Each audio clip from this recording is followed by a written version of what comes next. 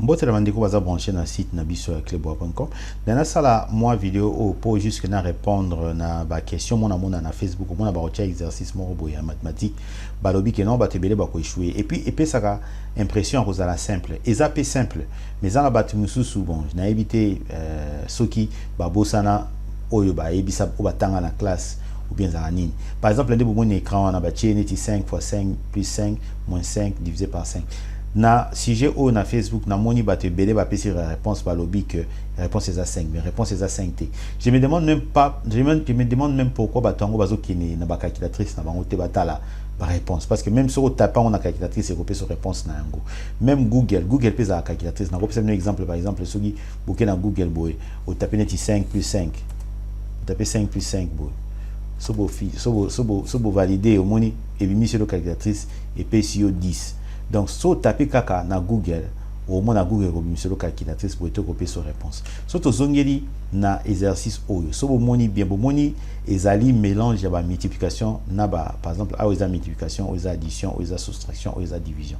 Ce qui vous avez multiplication, addition, soustraction, nous c'est ensemble. Ezana règlement ba benga ngo PEMDAS. Donc na mekana ya na moi tableau. Bon, tout ça la règlement ba benga ngo PEMDAS. Donc comment PEMDAS.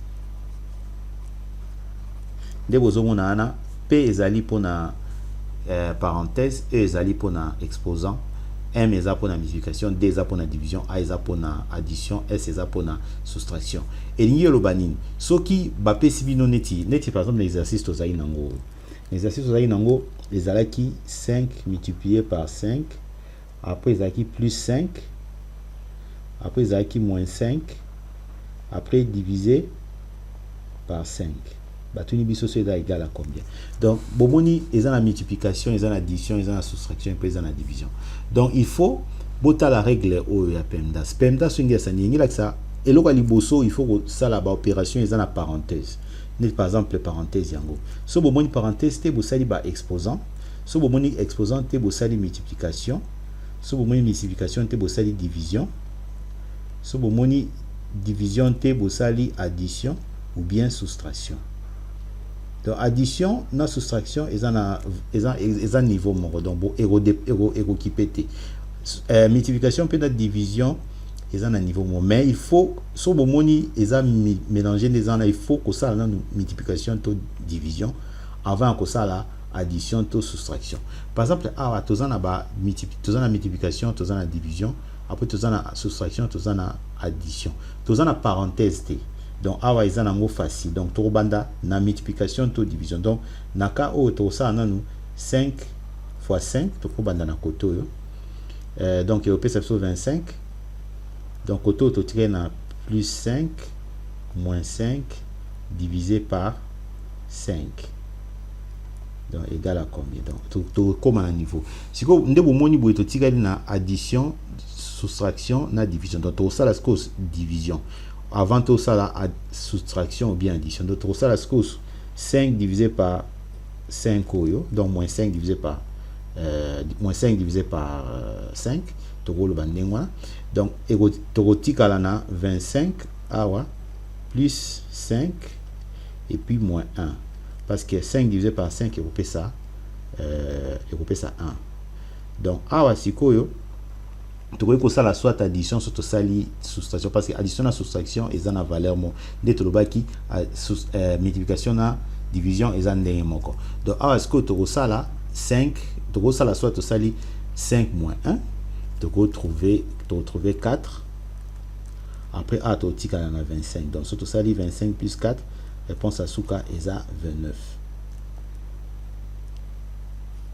donc réponse il y a motuna wana ezali 29 awa nde ba trouver ngo so bolingi il faut beaucoup kende na calculatrice so na calculatrice bon to utiliser pe calculatrice à Google pour ezandenge moko donc to ke na Google so to kotia na Google awa par exemple na taper na taper ndenge za akiona eza 5 multiplié par 5 multiplication ba tiara signe star donc multiplié par 5 plus 5 moins 5 Après diviser ça barreau divisé par 5. Donc 5 multiplié par 5 plus 5 moins 5 divisé par 5. Soto valider en bomoni Google epesi biso 29. So botali awa elakisi bino ndenge nini alsali abomoni batie ba parenthèse pour la sabino babandaki nani batie ba parenthèse ya 5 multiplié par 5. Après batie ba parenthèse na 5 divisé par 5 et puis bomoni multiplication et addition na soustraction batiki on ibanda. Donc ezali na logique ya auto salelaki awa. Donc so bomoni batie libino exercice ndenge wana soki bomoni parenthèse ezate neti wana bo bandana ko sala ba multiplication na division so bosilisi nde boke na addition to soustraction na c'est besoin réponse wana ezaki de la nation oyo azana question oyo aliki so bolingi to sala ba vidéo ya ba arithmétique ya ba algèbre na za la volonté o sala ngo ben na lingi pe batu oyo balingi baye ba biloko bo pesa rata ba merci na ba réponse na ba commentaire bozo sala parce que mo za muto sali vidéo o ezali ko édiquer batu bazo ki pa onteme batu batala mingi ba vidéo to sala ya ba bilo mo ezanga tina donc na okata vidéo awa ezali de la nation botika malamu au revoir bye.